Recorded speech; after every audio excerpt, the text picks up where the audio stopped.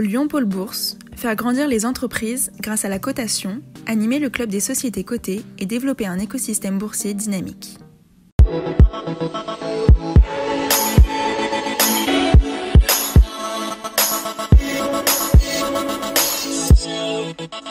Bonjour et bienvenue dans Bourse et Valeurs, à la rencontre des dirigeants d'entreprises cotées sur lyondécideur.com et ses réseaux sociaux. À retenir cette semaine, Obiz, la plateforme digitale lyonnaise de marketing relationnel qui a réussi son augmentation de capital, une levée de fonds de 7 millions d'euros et même 8 millions d'euros avec l'exercice intégral de la clause d'extension pour boucler le rachat de SLD, Sport, Loisirs, Diffusion, dans le domaine de la e-billettique, dans le domaine des sports, des loisirs et du ski notamment.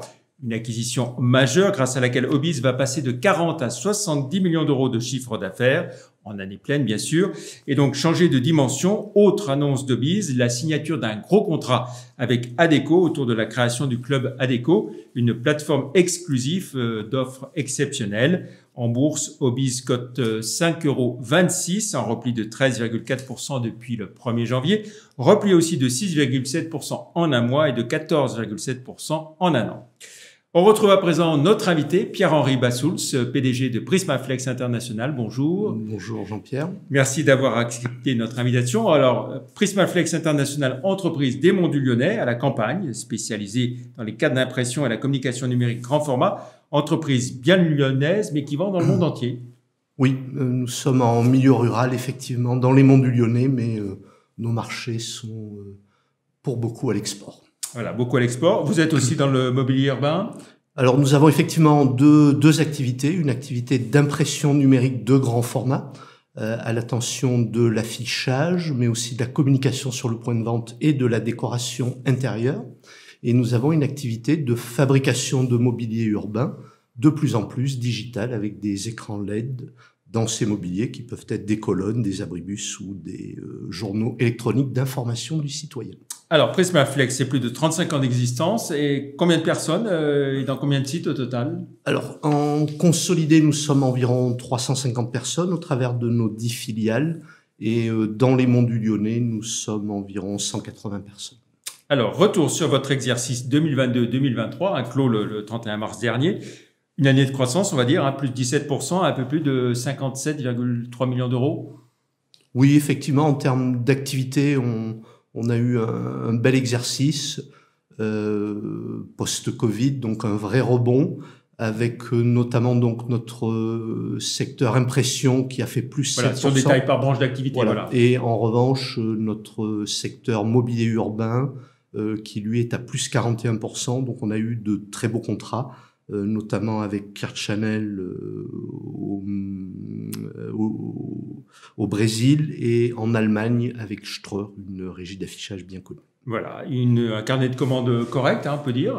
Alors, à l'heure actuelle, nous sommes environ à 12 millions d'euros, ce qui n'est pas un record, mais qui est un bon carnet de commandes qui nous laisse envisager cet exercice avec un peu de sérénité et je dirais un current trading à 3 mois là qui est plutôt pas mal. Voilà. Alors côté rentabilité en revanche, vous avez souffert de l'inflation, un résultat négatif de 500 000 euros. Vous réduisez vos pertes, mais pas autant que vous le souhaitiez. Oui, pas autant que nous le souhaitions. Effectivement, donc notre taux de marge brute est passé de 47,3 l'année dernière à 43,5. C'est essentiellement lié à l'impression, à notre secteur impression. Nous sommes en fait liés avec nos grands comptes par des contrats annuels et les clauses de revoyure sont généralement au 31 décembre et donc on n'a pu appliquer que récemment les hausses qui étaient absolument nécessaires suite à l'inflation qui nous a impacté sur les coûts d'approche, containers, beaucoup de matières viennent d'Asie, mais aussi sur les matières premières, le papier, le PVC, et puis l'énergie pour nos machines et la main-d'œuvre qui a également beaucoup monté. Vous êtes dans un secteur où il y a eu beaucoup d'innovation, et vous-même, vous en avez fait beaucoup ces dernières années.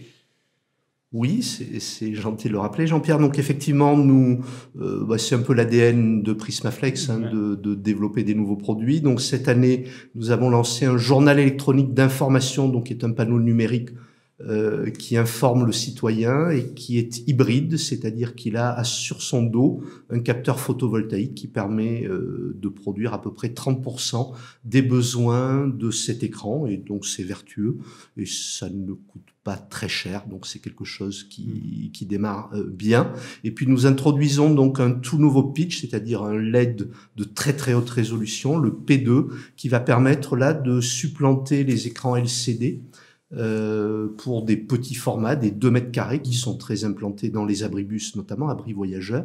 Et ce qui est intéressant, c'est qu'on a beaucoup plus de luminosité, donc les panneaux sont visibles même en plein soleil, mais consomment surtout 50% de moins que la technologie actuelle utilisée en LCD. Et donc nous sommes effectivement très confiants sur le fait de pouvoir générer des volumes importants avec nos grandes régies d'affichage que sont Clear Channel et Ströer qui nous utilisent régulièrement.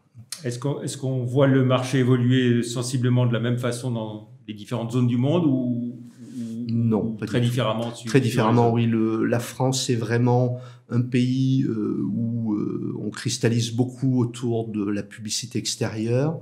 Et donc les associations nous sont très défavorables et le numérique est également très décrié, alors que quantité d'autres pays ont totalement transformé leur parc de panneaux en digitaux. C'est le cas des USA, de l'Angleterre et de l'Allemagne. Et en fait, c'est pas du tout le même service, c'est-à-dire qu'un digital permet de véhiculer une information en temps réel. C'est aussi devenu un outil d'information du citoyen en temps réel, et c'est ça qui est important.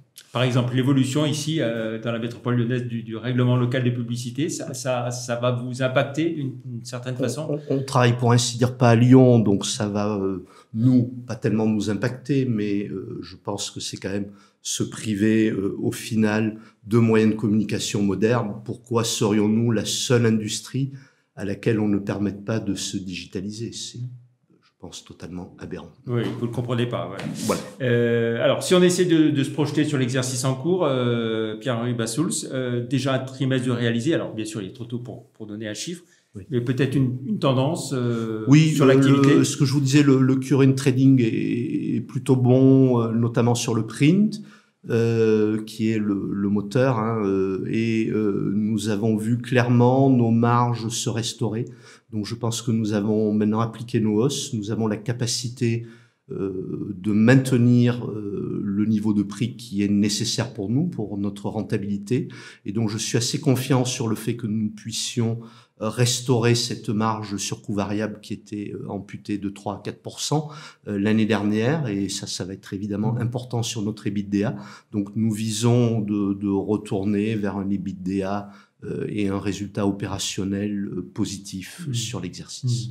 On va rappeler, je disais 57,3 millions sur l'exercice passé et un EBITDA courant de 2 millions. 2 millions, oui. Voilà. Donc c'est insuffisant, il nous faut au minimum 3 pour pouvoir satisfaire nos remboursements. Donc, objectif, absolument redresser les marges, c'est ça? Voilà, c'est ça. Très bien. Pour finir, Pierre-Henri Bassouls, on regarde votre parcours en bourse, Prismaflex, 6,76 €, moins 13,3% par rapport au 1er janvier, moins 15,5% en un an, moins 66% en 5 ans. J'imagine pas de dividende avec un résultat négatif. Pas de dividende avec ce résultat négatif, absolument. Et nous sommes fort peinés de ce cours de bourse très bas. Et voilà, mais vous allez travailler pour le faire remonter. Et merci beaucoup, Pierre-Henri Bassouls, d'être venu dans Bourse et Valeurs. Plus d'informations sur Prismaflex et les valeurs régionales, d'une façon générale, cotées sur le site live.renex.com. Et puis avant de nous quitter, je vous propose une idée de lecture, la sortie du numéro 39 de Lyon Décideur, le magazine, avec un dossier, un portrait sur Laurent Gérard, l'amoureux de Lyon. Merci, très bon week-end, à la semaine prochaine, au revoir.